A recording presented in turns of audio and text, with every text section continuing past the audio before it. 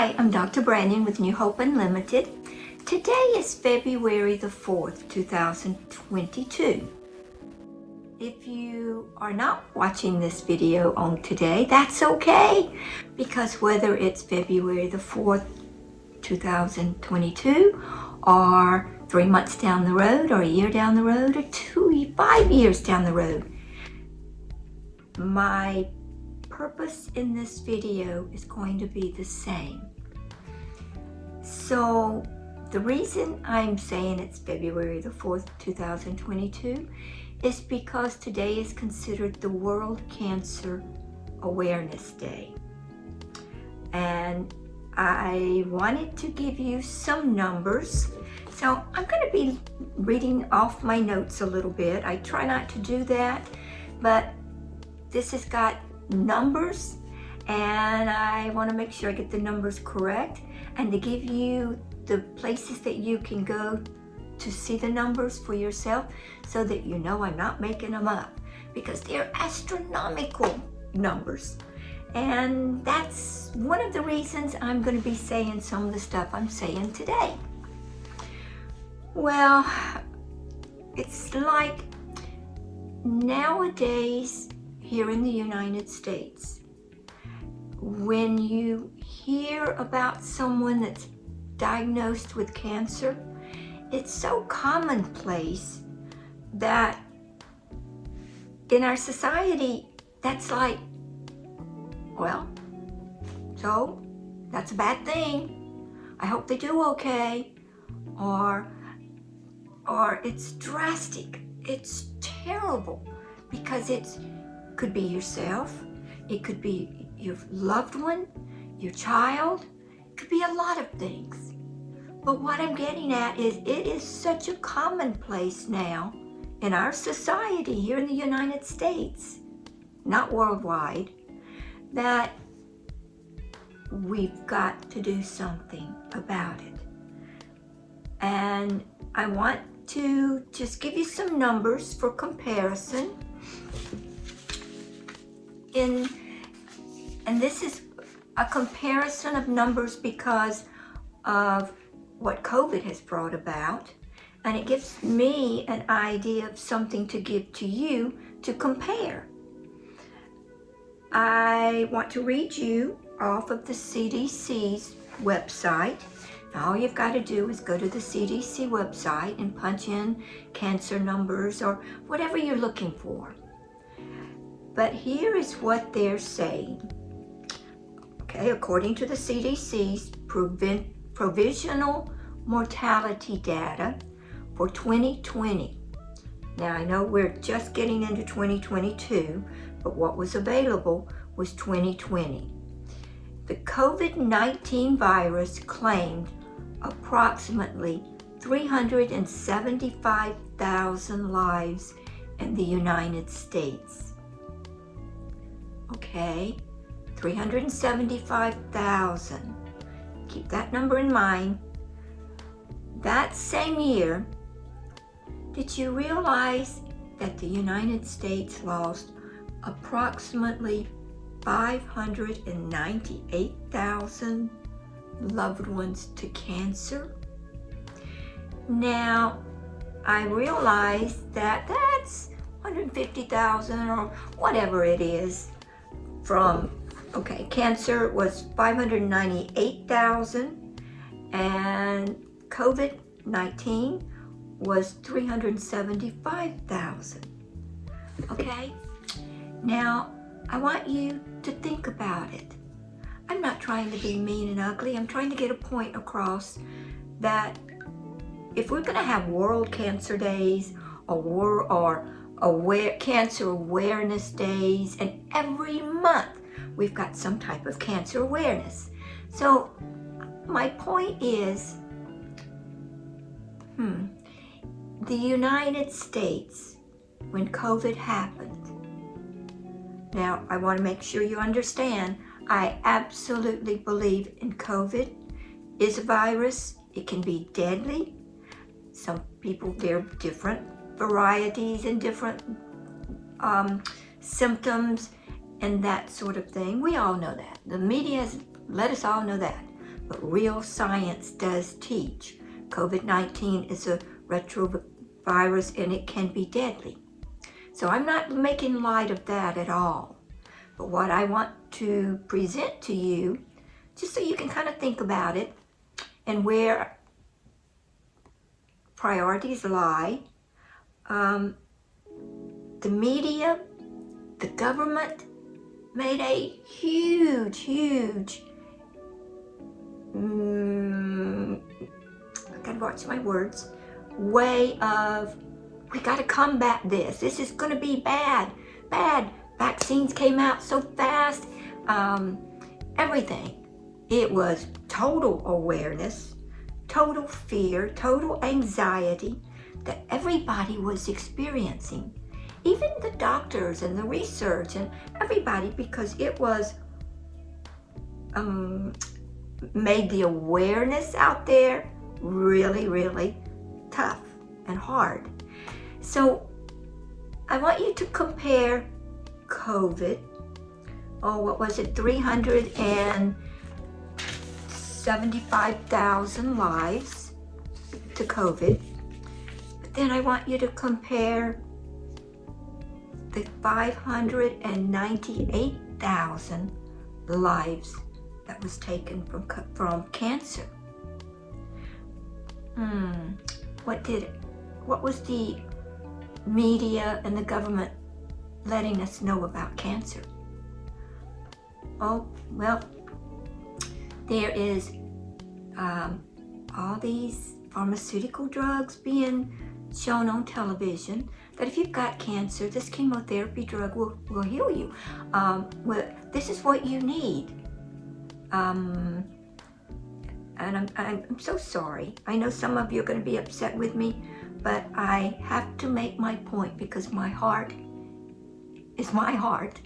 And I don't particularly like that people are being left behind. And once again, I want to say, COVID is real. And we have to do something about that. But so is cancer. And our toxic environment that we live in now, we really need to start getting on the bandwagon and fighting for different way, a better way. Science is proving that there are better ways. And be careful with that word immunotherapy. That's a buzzword. Let me just say that right now. That has become a buzzword, so you want to be very careful with that. So now, the World Health Organization, you can go on their website. It's the WHO, or World Health Organization, and they said that in 2020, which was only, well, if it's February 2021, we're only a couple of months now away from 2020. But in 2020, worldwide, there was 10 million deaths to cancer. Whew, that's a lot. But let me remind you that, shockingly, we don't always hear about all these countries, but there is 199 countries in the world. Look it up. I had to, because I was so surprised at that. You only hear US, Europe, Africa, all of those countries that we hear daily. But there's 199. So that's a lot of countries. And many countries, way more than you can imagine, are larger than the United States. So I want you to put that in your mind so you can do a little calculating. So here it says, estimated in the United States was 1.9 new cancer cases. Now that's new cancer cases. I could not get a death case. So the World Health Organization says 10 million deaths worldwide, and the United States has No, I apologize for that. I do have that number. The World Health Organization estimated that in the United States for 2020, we had 1.9 million cancer cases diagnosed. Now, the American Cancer Society says that the United States had 608,570 deaths. That's a number, okay?